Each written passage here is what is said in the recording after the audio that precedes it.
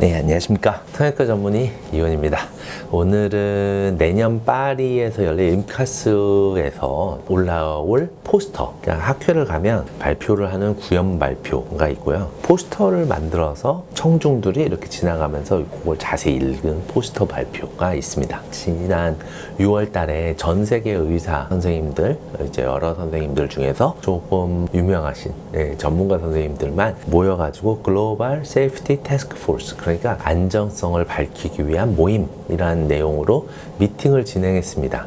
필러를 주입을 할 때 안전한 게 우선이기 때문에 거기에서 논문도 몇 편 많이 작성하시고 뭐 발표도 많이 하시고 이런 선생님들만 모여서 이제 토론을 하고 설문지도 작성을 했죠. 문제는 이런 여러 선생님들이 나름대로 고집들이 있으셔서 하나의 결론을 내기가 어렵다라는 데 있죠. 그 모임에는 미국의 레베카 피츠제럴드, 그다음 네덜란드의 레오니 셀케, 프랑스의 휴이 까르티에, 그다음 캐나다 케이티 벨레즈나이 여러 선생님들하고 참석을 해서 토론을 했는데, 그래서 결과만 먼저 말씀드릴게요. 먼저 혈관 사고일 경우에 치료법은 거의 하나로 모아지는 것 같아요. 14분 중에 13분이 히알루로니다제 치료법, 그러니까 발견하자마자 48시간 이내, 적어도 36시간 이내 많은 용량으로 여러 번 주입을 해라 라는 게 컨센서스, 그건 이제 동의를 하는 것 같아요.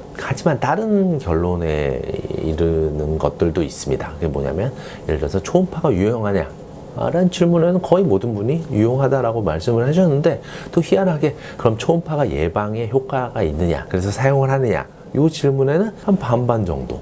이렇게 전문가랑 의사들도 의견이 다릅니다. 이 부분에 대해서 좀 생각을 해봤어요. 왜 이렇게 전문가들끼리 또 의견이 다른가. 첫 번째로는 이제 필러 주입술은 보이지가 않죠. 안을 보면서 하는 시술이 아니기 때문에 혈관 사고가 일어나더라도 어떤 원리에 의해서 혈관 사고가 일어나는지 정확하게 정답이 없습니다. 두 번째로는 정답이 없으니까 다들 자기 주장을 펼 수 있는 거죠. 어느 학회를 가더라도 강의를 수백 가지를 하죠. 그래서 초음파 논문도 제가 그렇게 해서 한 6, 7편 썼죠. 근데 분명히 유용하지만 초음파를 사용하지 않는 전문가들도 그 내용에 대해서 반대를 하기도 합니다. 하지만 논문이 나오는 거는 어쩔 수가 없는 거예요. 논문을 쓰고 그거에 맞춰서 의학이 발전을 하는 거죠. 여러 가지 이유로 전문가들의 의견이 다르겠지만 분명한 것은 이제 논문이 쌓이고 과학적인 증명이 계속 진행이 되면 의학도 글로 갈 수밖에 없게 되겠죠. 결국에는 그 말을 했던 의사가 정답인 것이 됩니다. 저도 일조하는 의사가 되려고 열심히 노력하고 있습니다. 오늘은 이제 전문가들도 의견이 다르다. 그 다음에 인카스에서 그 내용을 발표를 할 거니까